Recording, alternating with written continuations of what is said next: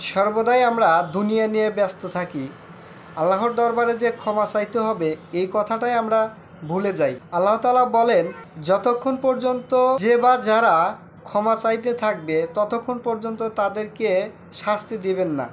আমরা দুনিয়াতে কি করি, একটা বিপদে পড়লে অমুকের কাছে যাই, তমুকের কাছে যাই, আল্লাহর কাছে কিন্তু সাহায্য চাচ্ছি না।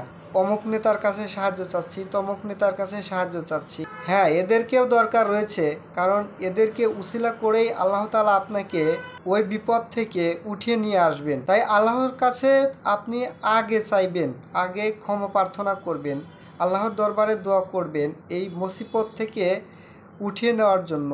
এই বিপদ থেকে আল্লাহ তাআলা যেন আমাদের উঠিয়ে নিয়ে আসে, সেজন্য আল্লাহ তাআলার দরবারেই আগে দোয়া করতে থাকবেন। তাহলে আল্লাহ তাআলা আমাদের ক্ষমা করবেন, আর ক্ষমা করলেই আমরা যে কোনো বিপদ থেকে মুক্তি পাব।